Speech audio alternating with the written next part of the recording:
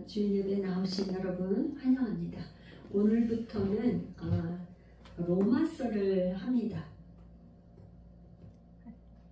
로마서를 시작하는데 신약 성경에는 이제 여러분들이 마태, 마가, 누가, 요한 사복음서가 있고 그 다음에 바로 나오는 거가 사도행전이에요. 그러니까 신약 성경에 사복음서, 4권의 복음서가 있고 그 다음에 유일하게 신약 성경에는 사도행전은 역사서로 사도행전이 있어요. 그래서 그 다음에 사도행전이 나오고 28장까지 나온 후에 바로 로마서가 나오는데, 그럼 로마서가 가장 먼저 쓰여서 로마서를 이렇게 바로 나왔냐? 그거는 아니에요. 사도 바울이 서신을 몇 권 썼냐면 13권을 썼는데 1차 전도여행 때는 가장 1차 전도여행이 끝나고 뭐 먼저 썼다고 그랬죠? 갈라디아서. 이 갈라디아서를 먼저 썼다고 안 하는 신학자 교수님 목사님들도 계세요. 데살로니가 전후서를 먼저 썼다고 하시는 분도 계신데, 저는 연구하면서 공부하고 한 저기에서는 갈라디아서를 1차 전도여행이 끝나고서 갈라디아서, 2차 전도여행을 끝나고 나서는 데살로니가 전후서, 그리고 오늘 로마서는 3차 전도여행 중에 기록한 건데, 왜 로마서를 가장 먼저 나왔냐? 그만큼 중요하니까. 성경은요 뭐라고 했죠? 기록한 순서대로 나열한 게 아니고 중요한 순서대로, 중요한 거. 사도행전을 쓰고 난 다음에 바울의 13권의 서신 중에서 로마서가 복음의 핵심이니까 그거를 가장 먼저 로마서를 해놨어요. 그 다음에 이제 3차 전도여행 때에 로마서와 고린도 전후서, 이제 우리가 끝나려면 바로 고린도 전후서예요. 그렇게 쓰고 나서 로마에 도착해서 4권의 옥중서신을 썼어요. 에베소서, 빌립보, 골로새, 빌레몬서. 그 다음에 이제 옥에서 나와서 그 이후에는 디모데 전후서, 디도서, 디모데 전후서, 디도서, 이렇게 해서 바울은 13권의 서신서, 편지를 썼고, 그 이후에 이제 히브리, 야곱, 베드로 전후서, 요한 1, 2, 3서까지가 8권의 일반 서신, 그 다음에 요한 계시록은 계시록, 묵시록이에요. 앞으로 일어날 그거에 대한 계시록, 그걸 또 묵시록이라고 해서. 그래서 신약 성경에 이렇게 이제 27권의 신약 성경이 있습니다. 이제 오늘부터는 로마서를 하는데, 로마서는 성경 66권 중에서 가장 중요한 성경을 해라, 뽑으라 하면 로마서, 복음서 중에서는 요한복음, 그 다음에 이 복음 서신 중에서 로마서와 그 다음에는 에베소서 2권을 뽑아요. 로마서와 에베소서.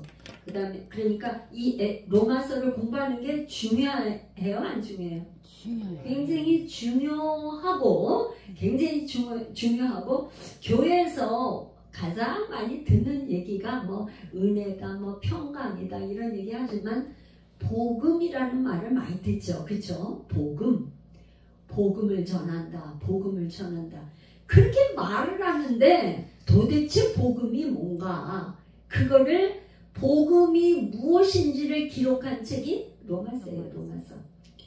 물론 마가복음에는 뭐라 했냐면 하나님의 아들 예수 그리스도 곧 복음의 시작이라, 뭐 이렇게 아주 쫙 마가복음 1장 1절에는 그렇게 시작해서 하지만, 로마서는 이제 이렇게 쭉 복음이 무엇인지를 이렇게 이제 쓰고 있는데, 모든 서신뿐만 아니라, 서신 편지뿐만 아니라 모든 이 성경책은 왜 어떻게 이 책을 기록하게 됐는지, 그 배경과 역사와 모든 그거가 굉장히 중요하다. 그래서 제가 BRI, Basic Required Information.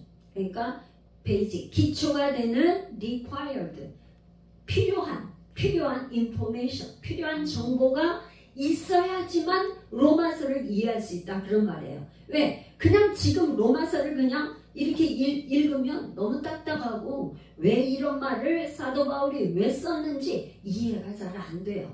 그래서 뭐냐? 기초적인 정보를 어느 정도는 첫 시간에는 이거를 알아야 여러분들이 로마서가 이런 책이구나. 이거를 좀 알고 책을 읽으면 이해가 쉽다 어렵다? 굉장히 쉽다. 그래서 이제 로마서 하기죠. 오늘은 BRI 기초 정보. 로마서를 이해하는데 기초 정보가 뭔가 그거를 좀 한번 보기를 원합니다. 그래서 이제 이 지금 어떤 거든지 책이라든지 뭐 어떤 사건을 할 때 유권 원칙 있죠. 유권 원칙. 언제 어디서 누가 왜 어떻게 뭐 유권 원칙 있잖아요. 그죠? 그런 것처럼 이 서신은 누가 기록했나? 누가 쓴 거야? 그러는데 그거는 뭐 지금 사도 바울은 서신을 13권을 서신 편지를 쓰면서 항상 편지의 첫 번째 예수 그리스도의 종 바울은 거의 똑같이 내가 쓴다. 근데 우리는 편지 쓸 때 우리가 편지 한국에서 편지 쓸 때는 쓰는 사람이 어떻게 하죠?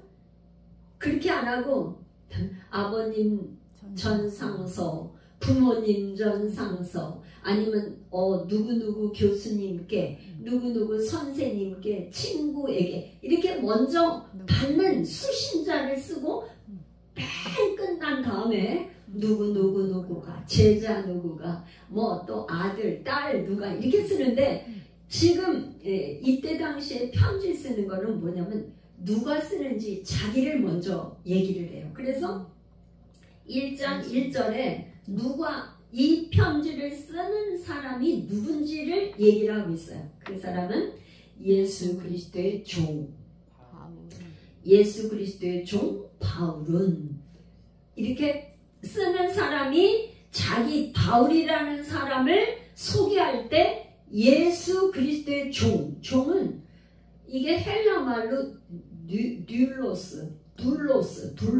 둘로스는 노예예요. 노예. 둘로스.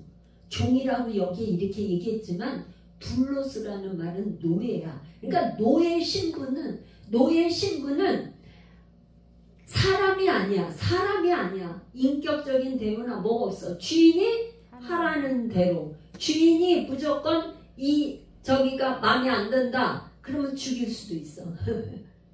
주인의 마음에 안 들면 죽일 수도 있는 생명의 그 모든 주권이 누구에게 있어요? 주인에게 있어요. 이 노예 종은 주권이 없어. 주권이 없어. 그러니까 지금 바울이 나는 예수 그리스도의 제자된 바울이 이 편지를 씁니다. 이렇게 소개를 안 하고 어떻게 소개돼요? 예수 그리스도의 종 바울은 사도로 부르심을 받아. 사도라고 그랬어요. 사도는 아포스톨로스. 이게 뭐냐면 보냄을 받은 자. 그러니까 왕이나 대통령이 누가 어디 다른 나라에 대사로 보낸다가 심부름을 보낼 때 대사 이렇게 얘기하잖아요.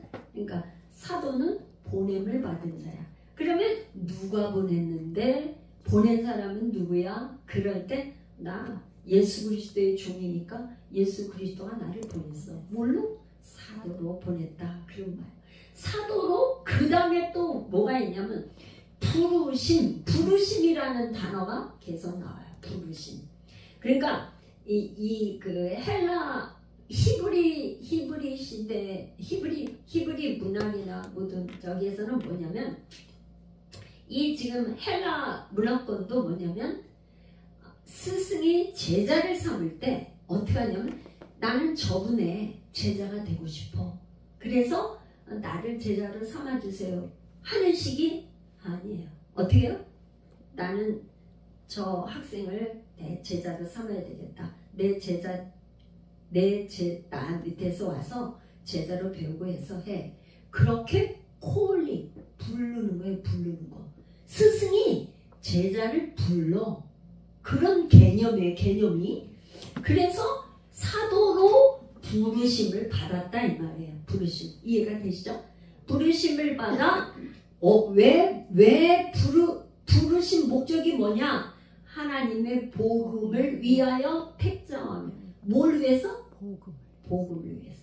거기 앞에 하나님이 나와요. 그래서 하나님의 복음을 그냥 말하지 않고 하나님의 복음을 위하여 택함받았다 이 말이다. 이게 1장 1절이 이렇게 자기를 소개하면서 내가 어떤 사람이고 나는 어떤 사명을 가지고 어떻게 되는 거를 1장 1절에 소개하니까 결국에 이 편지는 누가 썼다? 사도 바울이. 사도 바울이라는 사람이 이렇게 썼구나 하는 거를 1장 1절에서 우리가 볼 수가 있어요.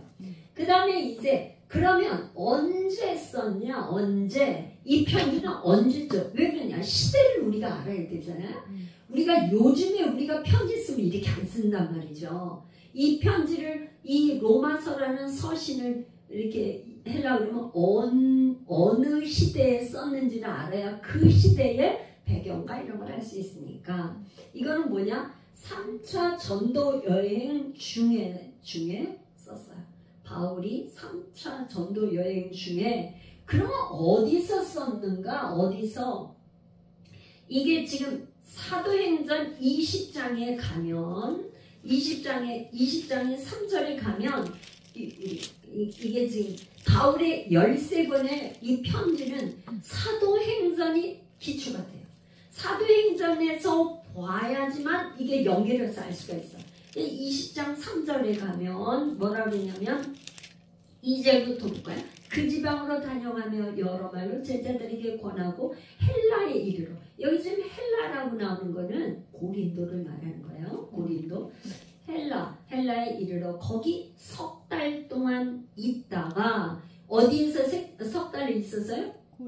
고린도에서 3개월 동안 거기서 머물렀대요. 그러니까 이제 뭐냐면 3개월 동안 고린도에 있었던 거는 아마도 이제 배를 타고 어디를 여행을 해야 되잖아요. 그때요? 대부분 걷는 거 아니면 배를 타는데 겨울에는 배를 못 타니까 3개월 동안 고린도에서 여기에 누가 자세한 기록이 없어. 우리가 추측을 하는 거죠. 그러니까 아마 배편이 안 되니까 그거 다음 배를 그 다음에 배 타고 수리아를 가고자 할 때 이렇게 나오잖아요. 그러니까 배편이 안 되니까 아마 3개월 동안 헬라 고린도에서 머무르는 그때의 로마서를 기록한 것으로 우리가 이렇게 이제 사도행전을 볼 때 그렇게 추측을 하는 것입니다. 그러면 이 로마서를 그럼 기록할 당시 사도 바울이 이렇게 3차 전도여행 중에 고린도에서 이 로마서를 기록할 때 어떤 역사적인 배경을 가지고 있나 그걸 우리가 알아야 그래서 바울이 이런 얘기를 했구나 하는 걸 알 수 있어요. 굉장히 이 지금 역사적인 일인데 이 역사를 우리가 잘 알아야 이해가 돼요. 그게 뭐냐면 기록할 당시의 역사적 배경에 AD 49년에는 어떤 일이 있었냐면 로마 황제 중에 4번째 황제가 있어요. 글라우디우스 이렇게 나오는데 성경에는 사도행전에 뭐라 그러냐 글라우디오라고 이렇게 나와요. 사도행전 18장에 보면 그 후에 바울이 아덴을 떠나 고린도에 이르러 아굴라라 하는 본도에서 난 유대인 한 사람을 만나니 글라우디오가 모든 유대인을 명하여 로마에서 떠나라 한고로. 이게 무슨 얘기냐면요 이런 얘기예요. 글라우디오가 유대인들을 명해서 로마에서 다 떠나 이렇게 얘기한 게 AD 49년인데 이게 글라우디오 칙령이라고 그래. 칙령. 황제가 명을 내렸어. 이 사건은 무슨 사건이냐? 그러니까 말하자면 유태인들이 거기에서 많은 갈등과 분쟁으로 이렇게 있는데 왜 그러냐면 헬라파의 유대인들도 있었고 히브리파 유대인들도 있었고 거기 이방인 그리스도인도 있었고 이제 만약 복음이 전파되면서 아주 다양한 무슨 저긴지 아주 로마의 기독교로 인해서 유대교도 있었고 기독 그리스도인들도 있었고 그 다음에 헬라파 그리스도인들도 있었고 그 다음에 또 히브리파의 그리스도인들도 있었고 여러 저기가 다양했어요. 그럼 다양하면 여러분들은 어떻게 되죠? 서로 생각이나 전통이나 이런 게 다르니까 뭔가 갈등이 생기고 잘 이해가 안 되고 대화의 소통이 잘 안 됐어요.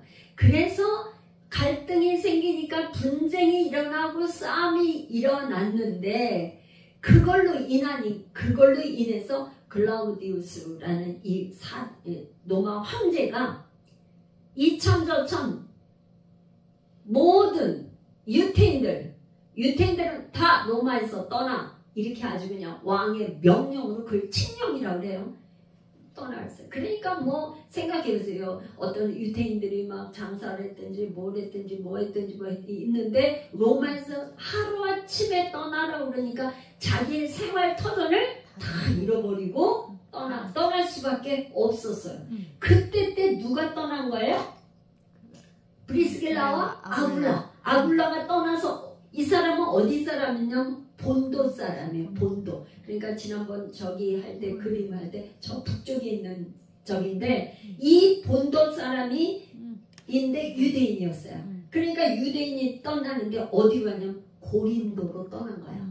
로마에서 떠나서 어디요? 고린도 항구에 이제 고린도 항구로 떠나서 여기서 바울을 만난 거예요. 지금 사도행전 18장에 그런 배경을 가지고 있어요. 그랬는데 여러분 봐요. 이제 AD 49년에 그런 일이 있었는데 그러기 전에 로마 교회는 어떤 식이었어요? 처음에는 유대계 그리스도인들이 어떤 게 주도권을 가지고 있었겠죠. 그죠? 왜냐? 유대인들이 먼저 복음을 받아들였으니까 유대계 그리스도인들이 어떤 예배나 이런 거에 주도권을 가지고 있었는데 이제 로마를 떠나고 나니까 한 사람도 없으니까 누구만 남았어요? 헬라파 그리스도인들 이방인들만 남은 거예요. 교회에 누구만 남아? 헬라파 그리스도인들인 이방인들만 남았어. 그런데 어떤 일이 생겼냐면 54년도 49, 50, 51, 52, 53, 54 5년 만에 황제가 바뀌었어. 왜 그러냐면 글라우디우스 이 황제가 죽었어요. 죽고 나서 누가 황제가 됐냐면 여러분이 유명한 제5대 때 황제인 네로 황제가 왕으로 등극했어요. 그러니까 로마에서 법이 그 왕이 있을 때 이렇게 법률을 갖다가 실행한 법이 왕이 죽고 나면 그 법도 없어져. 그러니까 새로 그 법이 글라우디오 칙령이 효력을 이제 없어졌어요. 그러니까 유태인들이 뭐 고린도로 어디로 다 에베소로 막 주변으로 막 흩어졌던 이 유태인들이 자기 생활 터전이 있는 곳이니까 로마로 다시 왔어요. 다시 왔으니까 어떻게 됐어요? 이제는 와보니까 어떤 식이 됐습니까? 우리가 그 나갈 때는 주도권이 유대계 그리스도인들이 주도권을 가지고 있었는데 와보니까 이 헬라파 이방인들이 뭐 모든 주도권이 있어서 교회에 모든 그거를 딱 잡고 있단 말이에요. 그러니까 끼어들 틈바구니가 있어요 없어요? 없게 되었어요. 그러니까 주객이 바뀌었어. 주객이 전도돼서 유대계 그리스도인들하고 이방인 헬라파 그리스도인들하고의 주객이 전도돼서 강자와 약자가 바뀌었어. 처음에는 누가 강자였어요? 유대계 그리스도인들이 강자죠. 예배에서 모든 걸 알고 있으면 예배 드리고 뭐 할 때. 그런데 와보니까 이제는 히브리파 이 그리스도인들은 이제 설 자리가 없는 약자가 돼버렸어요.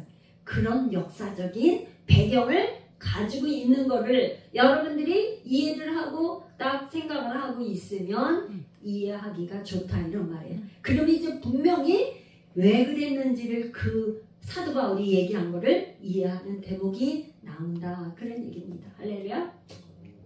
그래서 이제 그러면 로마 교회는 언제 설립이 된 교회인가? 이 교회는요 사실은 이제 사도행전 2장으로 한번 돌아가면 조금 이해할 수가 있어요. 그 사도행전에 이제 막 성령이 임해서 막 이게 마가의 다락방이 몇 명? 120명의 성령이 막 이 역사에서 막 불을 받고 그렇게 했을 때에 사도행전 2장 10절에 가면 2장 10절에 로마로부터 온 나그네 디아스포라 그러니까 원래 유대인들인데 유대인이 각곳에 흩어진 걸 디아스포라 그 나그네라고 해요. 로마로부터 온 나그네 곧 유대인과 유대교에 들어온 사람들이 어디에 왔어요? 예루살렘에 뭘 절기를 지키러 왔어. 절기를 지키러 왔다가 이 지금 예수님의 죽음과 또 부활 목격하고 거기에서 성령 마가다락방에 성령을 체험했던 사람들 중에 로마로부터 온 나그네들이 있었다 이 말이에요. 그러니까 아마도 이 로마 교회는 어떤 지도자가 저기서 전도를 해서 한 게 아니라 평신도들이 성령의 불을 받고 돌아가서 교회를 세운 것이 아닌가 하는 추측을 해볼 수 있고 또 그 다음에 5장에 가면은요 막 이제 점점점 복음이 확장되어서 이제 많은 표적과 기사가 막 일어나는데 이 지금 5장에 가면 복음이 막 멀리 지금 사도행전 5장 이후에는 뭐냐면 예루살렘뿐만 아니라 많은 사람들이 점점점 복음이 전파됐어. 그런 5장에 나오고 또 8장에 가면 어떻게 하냐? 8장에는 유명한 스데반 집사의 죽음이 나와요. 7장에 스데반의 설교가 나오고 8장은 스데반 집사가 죽고 나서 어떻게 됐어요? 완전히 교회가 이제 환난과 핍박이 와서 사도 이외는 전부 다 흩어진 거예요. 전부 다 흩어지니까 그때 스데반 집사의 순교 이후에 흩어졌던 사람들이 아마도 로마까지 가서 거기서 교회를 세우지 않았을까. 그래서 그때 아마 교회가 설립될 되지 않았나 그렇게 추측하는 거야. 여기 그렇게 없으니까. 그 다음에 로마 교회에는 구성원들이 누가 어떤 사람들이 그러면 구성원인가? 그거는 로마서 16장에 보면 이름이 굉장히 많이 나와요. 그러니까 이 지금 사도 바울이 16장에 저기 사람 이름을 많이 이렇게 하는 건 그게 말하자면 로마 교회에 사도 바울이 그렇게 많은 사람을 알고 있고 이 사람들이 로마 교회의 열매죠. 그러면서 이 얘기를 하고 있는데 이 사람들이 구성원이에요. 구성원인데 여러분들 로마 교회나 고린도 교회나 그때 초대교회의 그 저기는 이렇게 건물이 있어가지고 이렇게 모인 게 아니라 어떤 교회였죠? 가정교회 집집마다 가정에서 예배드린가. 그러니까 로마 교회다 하면은 한 무슨 교회가 아니고 여러 교회가 있는 거예요. 그래서 로마서다 이 편지는 뭐라고 보시면 되냐면 여러분들이 공동 회람 그러니까 누구네지 여기 뭐 이제 대피자가 맨 뒤에 보면 가이오가 대피를 해서요. 사도 바울이 편지를 이렇게 쓴 거에 대신 또 대피를 써서 제대로 기록을 해서 편지를 전달했는데 누가 편지를 전달했냐? 베베 집사. 왜 그러냐면 갱그리아 교회의 베베 집사를 이 편지를 전달하는 사람으로 해서 이게 첫 번째 16장 첫 번째 갱그리 교회의 일꾼인 우리 자매 베베를 너에게 추천하노니 하는 게, 이 베베는 로마서 편지를 가지고 사도 바울의 그 심부름을 하면서 로마로 간 사람, 그 베베예요. 자, 그러면 이 중심 내용 15장에 가면 이 로마서의 가장 왜 중심 내용은 과연 무엇이냐? 로마서 15장 5절 6절 우리 한번 같이 읽어볼까요? 시작. 이제 인내와 위로의 하나님이 너희도 그리스도 예수를 본받아 서로 뜻이 같게 하여 주사. 뭐가 같게요? 뜻이 같게. 그 다음에 6절 한 마음과 한 입으로 하나님 곧 우리 주 예수 그리스도의 아버지께 영광을 돌리게 하려 하노라. 그러니까 사도 바울이 하고 싶은 건 뭐냐? 이런 거예요. 여러분 한번 저 좀 보세요. 헬라파 그리스도인들과 히브리파 그리스도인들, 이방인들과 유태인들 사이에 서로 마음이 안 맞아, 생각이 안 맞아, 그냥 뜻이 안 맞아 이렇게 하는 걸 너희들이 정말 복음을 안다면, 너희들이 정말 복음을 이해했다면, 예수님이 누구신지, 예수님이 왜 죽으셨는지, 예수님이 어떻게 어떻게 하시니 복음이 무엇인지를 안다면 너희들이 그렇게 싸우지 않는다. 그러니까 한 뜻, 한 마음을 갖고 한 입, 한 목소리를 가지고 하나님께 영광을 돌리라는 것을 사도 바울이 말하고 싶었다 이런 말이에요. 그러니까 김중호 목사님이 질문은 100가지 질문하는데 답은 뭐야? 한 가지. 예수 그리스도. 질문이 뭐 수백 가지가 돼도 답은 예수 그리스도. 그러니까 지금 사도 바울은 뭐냐? 이 로마 교회의 이 문제를 뭘로 풀겠다는 거예요? 복음으로 풀겠다는 거예요. 내가 이미 로마 교회는 복음을 받아들여서 예수를 믿고 교회를 세웠단 말이죠. 그런데 다시 1장에 보면은 내가 너희에게 복음을 전하기를 원한다. 그럼 말이 이상하잖아. 복음을 받아들인 사람에게 또 복음을 전해? 이 사도 바울은 뭐라 했냐면 15장에 가면 나는 다른 사람이 이미 복음을 전한 그 터위에 나는 다시 전하지를 않아. 이 이단들은 어떻게 해요? 교회 아파트 다 다니다 보면 교회 표지 팻말이 있는 그 집만 자꾸 문 열고서는 자기네들 복음 전하러 왔다고 그런단 말이죠. 사도 바울은 어떻게 하냐면 다른 사람이 먼저 복음을 전한 데는 나는 안 전해 이렇게 얘기했어. 그런데 조금 말에 어폐가 있어. 1장하고 15장 뒤하고는 좀 말이 이상하잖아. 그런데 뭐예요? 지금 사도 바울이 이렇게 로마에 편지를 쓰는 이유는 너희들이 가지고 있는 그 문제를 내가 복음을 다시 전함으로 인해서 너희가 지금 정말 복음을 깨닫고 이해하고 복음을 한다면 그렇게 싸울 일이 아니야. 그런 말이에요. 할렐루야. 그래서 기록 목적은 이제 이 지금 사도 바울이 왜 그러면 이 로마서를 썼느냐 하는 거는 여기 지금 이제 로마 교회는 어느 정도로 교회가 설립이 돼서 뭐 복음이 편만하게 전파가 돼서 고린도에 있는 사도 바울도 소문을 들었어.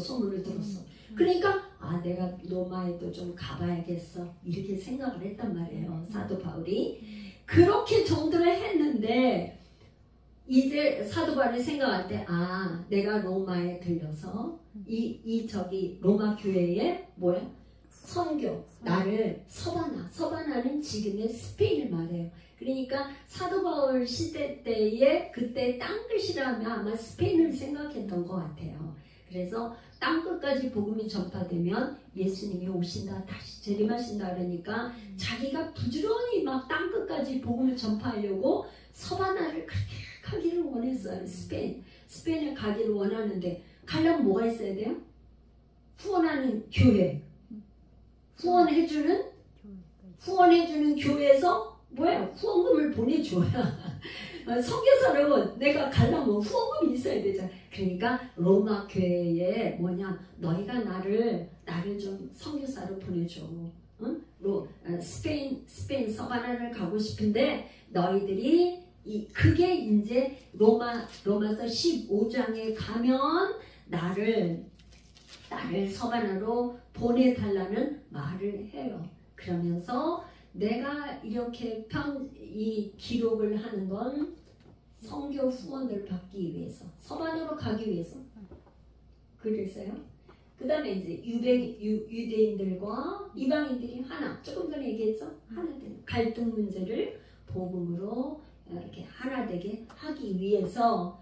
그런데 또 뭐냐, 복음을 이 사람들이 받아들였지만은 복음이 흔들리는 복음이야. 이렇게 딱 기초가 있어서. 왜 그럴까요?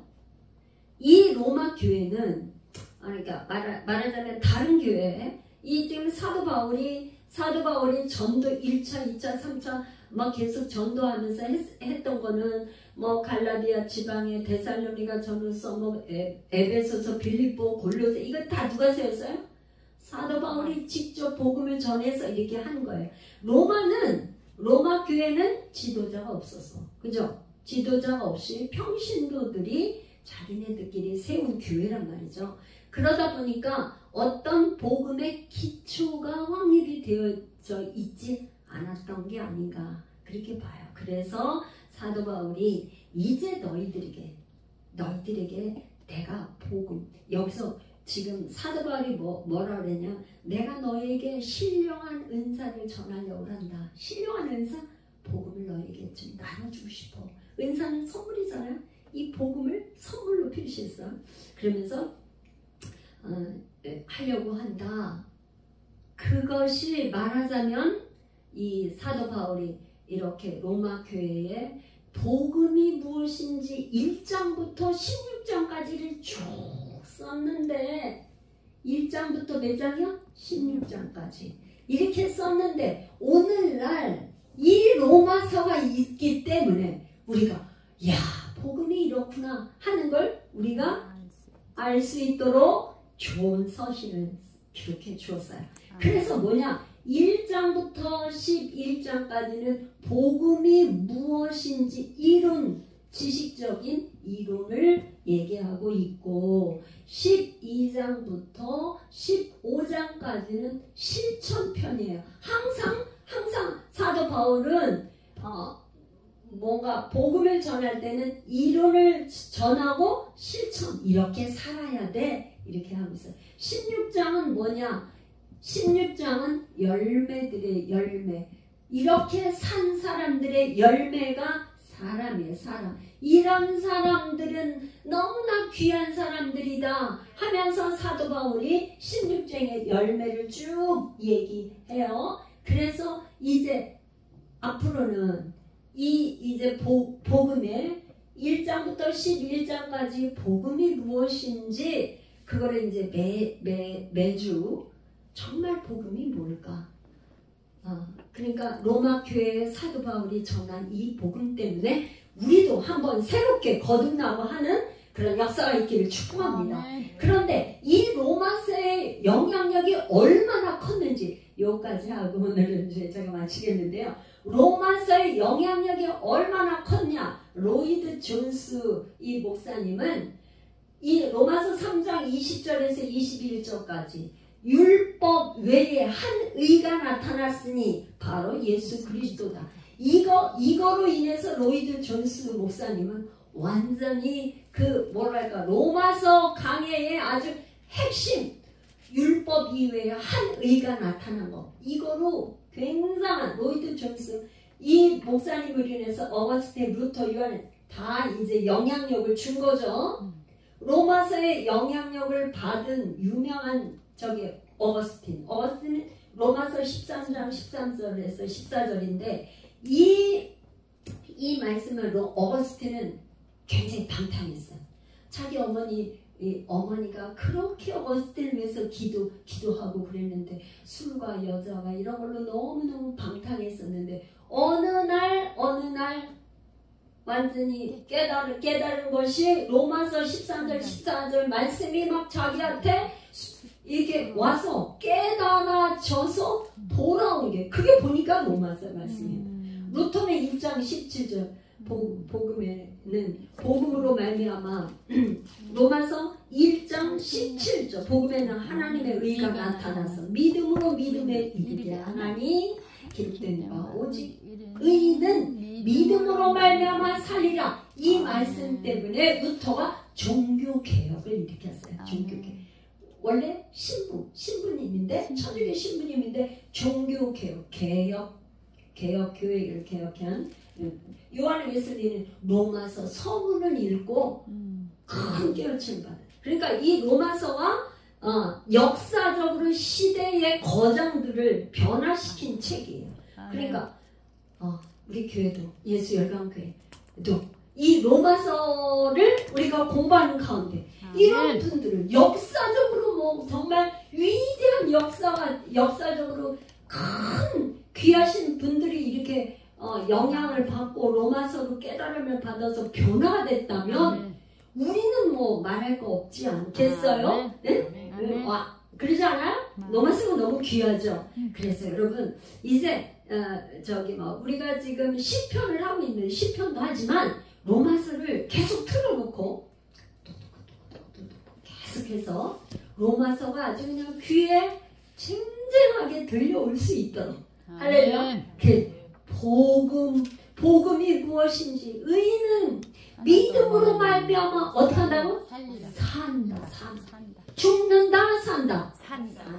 복음은 의인은 믿음으로 말미암아 사는 역사. 여러분들의 삶에 이렇게 사는 역사를 경험하시기를 축복합니다. 우리는 죽는 게 아니에요. 사는 역사. 할렐루야. 복음은 사는 역사가 있습니다. 우리 한번 주여 한번 부르고 우리 정말 하나님 로마서를 통해서 우리가 진정한 변화가 오기를 원합니다. 생각이 변화되고 마음이 변화되고 우리가 한 마음 한 생각 한 뜻이 되어 가정이 변화돼 교회가 변화돼 이 나라 이 민족이 변화되는 놀라운 역사를 이루어 주시옵소서. 주여 한번 부르고 기도하겠습니다. 주여